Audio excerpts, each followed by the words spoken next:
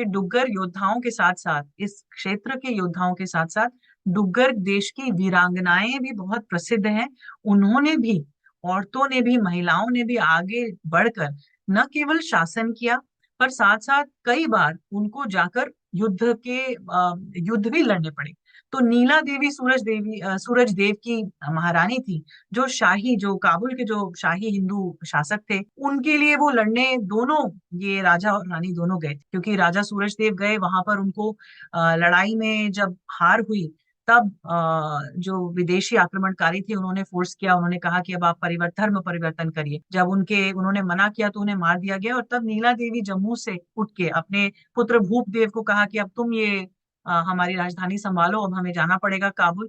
और गजनी गई और वहां जाकर उन्होंने बोला कि अब हमको, उन्होंने लड़ाई लड़ी। जब मैं राजा अजय सिंह की बात करती हूँ तो यहाँ वापस मैं डुग्गर की वीरांगनाओं की बात करूंगी, क्योंकि राजा अजय सिंह की जो धर्मपत्नी थी, जो रानी थी, मंगला रानी, जब उन्हें पता चला कि राजा अजय सिंह वीरगति को प्राप्त हुए हैं युद्ध में, अलेक्जेंडर के साथ जो युद्ध चल रहा था, उन्हें लगा कि अब अलेक्जेंडर जम्मू के क्षेत्र में आएगा और यहाँ पे तहस नहस होगी।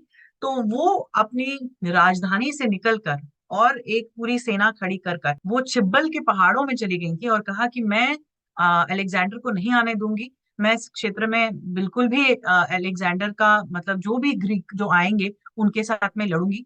और ऐसी काफी दंत कथा भी है और कुछ प्रमाण भी इस बात को कहते हैं कि रानी मंगला जो छिब्बल की पहाड़ियों में छुपी थी और अलेक्जेंडर का एक तरह से प्रतीक्षा कर रही थी कि ये वापस लौटेंगे तो ये जम्मू क्षेत्र से लौटेंगे, तो हम उनसे लड़ेंगे। तो ऐसा काफी प्रमाण पाया जाता है लोक गाथाओं में भी कि रानी मंगला ने अलेक्जेंडर को चुनौती ही सिर्फ नहीं दी, पर उनके साथ वो लड़ाई भी लड़ी है।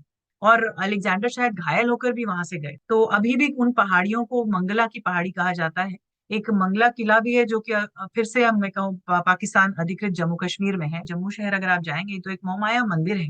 वो माना जाता है, ऐसी दंत कथाओं में ऐसा मानना है कि 14वीं शताब्दी में, 14th सेंचुरी में, वो जो क्षेत्र था उसको धारा नगरी बोला जाता था। और वहां एक वीरांगना हुई थी। जब वो राज्य गिर गया, जो विदेशी आक्रमणकारी आए, तो वो सामने आई, उन्होंने तलवार उठाई और वो लड़ी थी अपने क्षेत्र की स्वाधीनता के लिए, अपने क्षेत्र की आजादी के लिए वो लड़ी।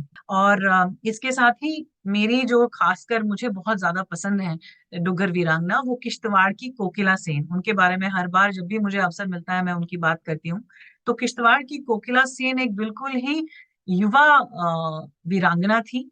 और ये उस समय की बात है जब राजा राय भान का शासन था किश्तवाड़ पर, और कश्मीर में मुगल जो सेना, जो मुगलों का राज था, और नाजुक शाह थे कश्मीर का, जो भी उनपे, उनको जिम्मेवारी थी कश्मीर की। वो अपने सेनापति को भेजते हैं जिसका नाम मिर्जा हैदर था। वो 4000 आदमियों के साथ मिर्जा हैदर किश्तवाड़ आते हैं। और किश्तवाड़ में एक मैदान है, वहां पर चौगान जिसको कहते हैं, हर पहाड़ी क्षेत्र में उसको चौगान कहते हैं। एक बड़ा सा पहाड़, मतलब एक बड़ा सा मैदान होता है पहाड़ियों से घिरा हुआ।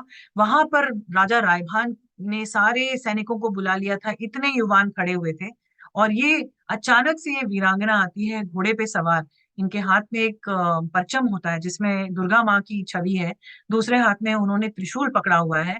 और ये उन चीरते हुए, वो जितने युवा सैनिक खड़े थे उनको चीरते हुए ये वीरांगना आती है, ये युवती आती है राजा रायभान के सामने और कहती है कि मैं लड़ना चाहती हूँ, मैं किश्तवाड़ की बेटी हूँ। कुल्हेड़ गांव की वो युवती थी, और मैं लड़ना चाहती हूँ। ये एक, मैं कहती हूँ कि एक और दर्शन, एक तरह से एविडेंस है, ये प्रदर्शित करता है कि राजा रायभान कितना उनका उदार दिल रहा होगा उस समय। वो इतने प्रगतिशील राजा थे कि राजा रायभान उसको मना नहीं करते। वो अकेली एक युवती आती है, और पर राजा रायभान उसको मना नहीं करते। उसका जो एक जो स्वभाव था, वो पहचानते हैं, उसका वो आदर करते हैं, और वो उस युवती को कहते हैं, उस वीरांगना को कहते हैं कि जाओ तुम भी लड़ो। और आगे जाके ये कोकिला सेन जो किश्तवाड़ की हैं, वो पहाड़ियों में, एक बहुत ही दुर्गम पहाड़ियां हैं किश्तवाड़ में भी, पूरे दुर्गम पहाड़ियां भी हैं, घने जंगल भी हैं। एक पहाड़ी पे चढ़ के, जहाँ एक बिल्कुल संकीर्ण रास्ते से दुश्मन सेना को आना था, उनके सैनिकों को आना था, वो एक एक करके दुश्मन सैनिकों को मारती हैं, एक जनरल को भी मारती है, ऐसा विवरण दिया गया है। और ये सब, इतने सैनिकों को मार के भगदड़ मच जाती है नाजुक शाह के जो कमांडर और जो 4000 सैनिक आए हुए थे उनमें। और वो वापस कश्मीर की तरफ जब भागते हैं, तब उसके बाद ये कोकिला सेन उतरती हैं नदी में। नहाने के बाद गौरी कुंड करके एक मंदिर है, वहां पूजा करने के बाद राजा के पास आती हैं और कहती हैं कि मैंने अपना धर्म निभाया, मैंने अपने अपनी भूमि को बचाया है। तो इस तरह की एक वीरांगना, डुग्गर वीरांगना तो केवल योद्धा नहीं, पर इस तरह की वीरांगनाएं भी हुई हैं। और ये तो पुरानी बात हुई।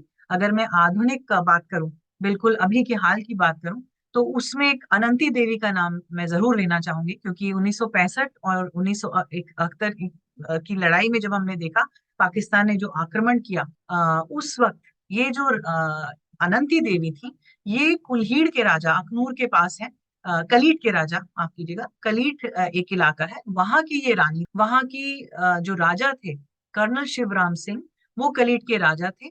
और उनकी ये पत्नी थी, तो वो कर्नल थे जम्मू कश्मीर की जो स्टेट फोर्सेस थी, जो महाराजाओं की फोर्सेस थी, उसमें वो कर्नल थे। तो इनको कर्नैलनी बोला जाता था वहां की भाषा में। और ये विधवा हो गई, उसके बाद भी अपने 6 बच्चों को संभालती थी, और साथ में अपना जो उनका जो रजवाड़ा था, उनकी जो रॉयल एस्टेट जो है वो थी, उसमें घोड़े पर वो सुबह निकलती थी, बिल्कुल अपने डुग्गर वेशभूषा में। डुग्गर स्त्रियों का जो जो वेशभूषा है, वो कुर्ता और चूड़ीदार, जो सुत्थन कुर्ता हम उसको बोलते हैं, चूड़ीदार होता है वो, उस पे घोड़े पे बैठ के वो निकलती थी, देखती थी कि सब कुछ ठीक है या नहीं। वो इस तरह से उनका वो शासन काल, या कहेंगे कि एक मातृभाव अपने लोगों के प्रति था। और वो इतनी बहादुर थी कि 65 और 71 की इस लड़ाई में भी उन्होंने अपने लोगों को देखा। ये अनंती देवी थी।